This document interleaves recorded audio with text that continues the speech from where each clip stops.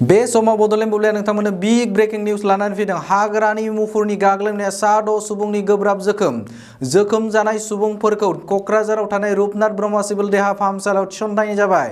क'क्राझार जिल्लानि सिङाव थानाय कुसुगाव आउटप'स्टनि 2 नं लताबारि गामिनि सुबुंफोरा खामानि मावबाय थानाय समावनो हरखाब हाग्रानि मासे मुफुरा ओंखारबोना सा 6 सुबुंफोरखौ गाज्रि रोखोमै जोखोम खालामदों। जोखोम जानाय सुबुंफोरखौ क'क्राझाराव थानाय रुपनाथ ब्रह्म सिभिल देहा फाहामसालियाव फाहामथाय होगासिनो। हाग्रा बिफाननि रौनियाफोरा मुफुरखौ खानो हाबाय। जखम जानाय सुबुंफोरनि मुंफोरा फारियै बिश्वजित मोसाहारि, बिनय बसुमतारी, सुनिराम मुर्दे, सुनिराम हाजदा, सुपल मोसाहारि, रमेश टुडु होननानै सिनायथिनो हादों। बे समाव क'क्राझारनिफ्राय मिथिसार बसुमतारीनि खौरां। दहाय 12टा टाइमाव जादों आरो ओंखाम जानाय टाइमाव माइ बजा रोगादोंमोन बियो। ओमफ्राय गथ'फ्रा दाउ गावनाया बे थानाय जायगायावनो गोलैहैबाय नालाय गथ'फ्रा नागिरहैबाय। नागिरनानै दाना बेखौ नुसननानै गिना खारबाय माबा जिनिस होननानै। दाना बे आदाया गन लानानै एरलानानै नायफैबाय। नायनानै दाना बारसिनबाय बेखौ जा अरबाय दाना नै बेहा नाहरनो हायिनि गाव माइ बानग्रा बाथिजों लानानै बुबैबाय।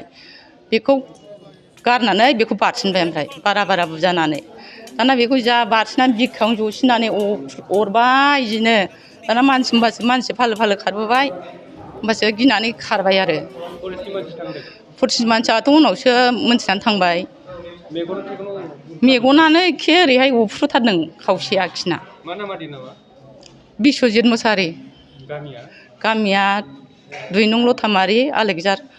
औ सिरियास अरजानाया जों बर'आ 6 जन जाहैबाय। ओमफ्राय सावथालफ्रा 3। बर' 2, सावथालफोर 3। 6 जन। औ मुफुर हाग्रानि जोंथ' नुबोस्लाबाखिसै। दा हमना मोनबाय होनदों जों नुवाखै आरो मानसिखौल' लाना फैग्रोबाय आघात जानायखौ। हमबायनो दा फरेस्ट थांनानै हमना लाबोबाय। 11टा टाइमाव जादों बियो। मा मावनानै दङमोन बिसोरो? जोङो ओरैनो थाबायलाबाय थादोंमोन जोङो। बेबो थाबायलाबायदोंमोन बारियाव। ओमफ्राय दाना बेखौ खोनानानै खारलांनाय जादों, खारलांदेरनाय नङाबालाय जेबो मिथियामोन जोङो। दावराव जाबाय नालाय उन्दैफ्रा उमुक ना मा मिथिया। जेला बे थाङो होमबासो बेबो मिन्थियाखिसै आन्दासैनो गनजों एरैगारबाय बे थानाय जायगाखौ बेहाय बारसिन हरदोंनो। मा नाम आदैनि नामा? बिजय। आलायजार 2 नम्बर लतामारि। बिराद सिरियास ना दाथ'? बहाय अरखो आदैखौ? मेगन, खर', आखाइ फाफ्लि फुफ्लि अरलाजोबदों दाफोना दुफुना। आथिङावबो बे उदैफ्रावलाय जेबो जायाखै बिखुङावलाय।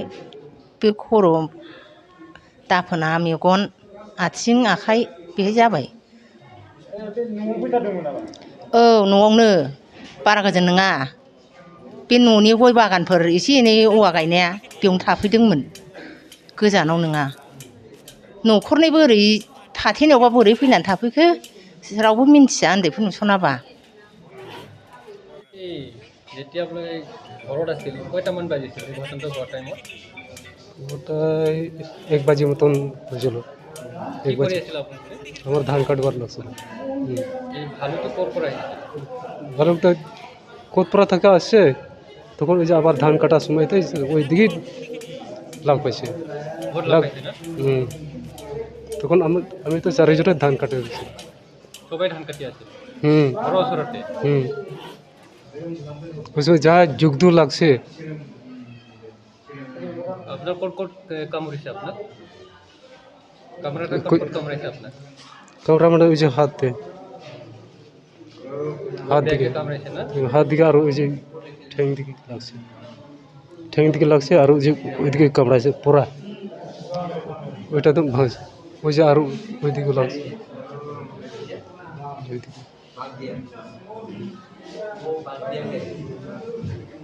ক'ত কামুৰিছে আপোনাক? ইয়াতে লাগিছে ইয়াত আৰু পিছত সেই তাতে। কয়টা আছিল ভালুটা? এটা আছে ডাঙৰ আছিল? ডাঙৰ। কি কৰি আছিল আপোনালোকে? এই ধানটো কাটি আছে। হয়। ঘৰৰ ওচৰতে না? ঘৰত ওচৰত। এইটো গম পোৱা নাছিল না নহয় ইয়াতে গম পোৱা নাই কি আছে কি নাই সেইটোতো মনত নাই মোৰ কি নাম আপোনাৰ ৰমেশ টুডু হ্যাঁ ভালুকে ক'ত কামুৰিছে এইখানে নাম কি আপোনাৰ সুফল হেমব্রম গাঁওটাৰ নাম 1 নং লটামারি। আপোনালোকে ফাৰ্ষ্ট কামুৰিছে নেকি হ্যাঁ আমার ফার্স্ট কামড়াইছে, পরে আমি সামনে সামনে ধান কাটাবার লাগছিল না, তো আমি কইলে এই বাঁচাও বাঁচাও বাঁচাও, ওই সময় ওই পালাই আসছে ওই দিকের লোকটা আমাকে বাঁচাবার লাগছিল, ওর দিকে ঝাঁপাইলো আমাকে বাদ দিছে। তারপরে আমি একদম বিষ যা করলো আও আও আও করলো, পরে এই মাগিগুলা ছিল ওই পালাই গেছে কী হইলো পরে ওই গেল এই বাঘ বাঘ বাঘ কাইবা কইছে বালুক বালুক, তো বালুকে হয়, তো পরে আমাকে ধরিয়া আনছে ঘরে। আরও ওইদিকে খেদায়া পরে লোকটা বেশি হইল, এই ভালুক ভালুক ভালুক ভালুক, আমার তো ওইখানে পড়িয়া আছে, পরে ধরিয়া আনছে।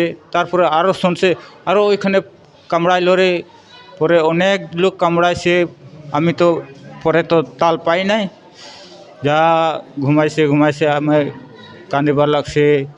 তারপরে এইরকম করতে করতে আমি বলছে আমাকে হাসপাতাল নিয়ে যা, না হলে একদম অনেক দুঃখ পাইছে। ফরেস্টার মানে গেছে না ফরেস্টারটা আমি দেখাবার পাই নাই, মানুষগুলা কইতেছে গেছে বলে নাই। ঠিক আছে দাদা এই ভালুক কেনেকৈ আহিছিল ক'ত ভালুকটো কেনেকুৱা আছিল মইতো দেখা নাই, মইতো ধান কাটি আছিলোঁ এইটো লাখাই টুডুৰ জমিনত। তো কেনেকুৱা আছিল তো বৈয়াম নহয়, চপল হেমব্ৰম আছিল, চপল হেমব্ৰমকে আগতে কাটিছে। তো এই হাল্লা চিল্লা কৰি আছে কি হ'ল, মই দৌৰি গ'ল, তিনিজন দৌৰি গ'ল, দেখিছে ভালুকে। মইতো ধান কাটিছে, মই হাতক লাঠিটো নাই একো নাই, খালি কাঁচি আছিল, তো হাৰহুৰ কৰি এইটো পলা নাই মানুহ লগত আহি কাটিছে। আপোনাৰ ভৰিত কাটিছে নেকি হ্যাঁ ভৰিত কাটিছে। আপোনাৰ নামটা কি সুনেৰা মাৰ্ডি। মানে কি ৰায়মনা জংঘলৰ পৰা আহিছে নেকি, এনেকুৱা সন্দেহ আছে নেকি? এইটো জানা নাই, মইতো ধান কাটি আছিলোঁ, এইটো কেনেকুৱা আহিব পাৰে কেনেকুৱা আহিব পৰা নাই এইটো মই নাজানো। ওচৰত জংঘল আছে? জংঘলতো ওচৰত আছে, ইমান 2 কিলোমিটাৰ দূৰত আছে। কেতিয়া ক'ত আহিছিল এইটো আজি? কেতিয়া মানে টাইমটো 11টা 12টা বজাৰ, মানে ঘৰৰ ওচৰতে মানে কাম কৰি আছিলে ধান পথাৰত। সেই সময়ত মানে সৰু মানে ল'ৰাবিলাক মানে পক্ষী মাৰিবলৈ আহিছিলে। তাৰমানে পক্ষীটো মাৰি পেলাই একেবাৰে মানে তলত মানে পৰি পেলাই মানে পক্ষীটো ল'বৰ কাৰণে মানে গৈছিলে। সেই সময়ত মানে চাব পাইছে যে জংঘল ভিতৰত কিবা এটা জিনিস আছে, জন্তু আছে। তারপরে মানে তার পিছত এনেকা হৈছে মানে জংঘল ভিতৰত এনেকা জন্তু আছে, কি জন্তু এইটো চিনিব পোৱা নাই, এইটো কাৰণে মানে জনাই দিছে। তাৰপিছত মানে চাবলৈ গৈছে, সেই সময়তে মানে এটেক কৰা হৈছে। তোমাৰ বাবাও আছে নেকি? মোৰ বাবাও আছে, মোৰ দেউতাও আছে। কি নাম? মোৰ দেউতাৰ নামটো বিশ্বজিৎ মুছাহাৰী বুলি কয়। গাঁওটা কি নাম? গাঁওখন নাম্বাৰটো লতামাৰী। কেইজন আজি এটেক কৰিছে? ছয়জন মানে 6জন মান এটেক কৰিছে, 6জন মানে 6জন এটেক কৰা হৈছে। ফৰেষ্টৰ মানুহ গৈছে না পিছত? ফৰেষ্টৰ মানুহটো গৈছিলে মানে, কিন্তু মই লগ পোৱা নাই। সেই সময়ত মানে মই জবৰাটো মানে লৈ আহিছিলোঁ, ভেকচিনটো লৈ আহিছিলোঁ মই সেই সময়ত। অৱস্থা কেনেকুৱা বৰ্তমান? অৱস্থাটো এতিয়া মানে ক্ৰিটিকেল কণ্ডিশ্যন চিৰিয়াছ আছে, এতিয়ালৈকে মানে ৰক্ত ওলাই আছে চকুৰ পৰা। ক'ত এটেক? চকুটো এটেক কৰিছে নেকি? চকুটো এটেক কৰা হৈছে।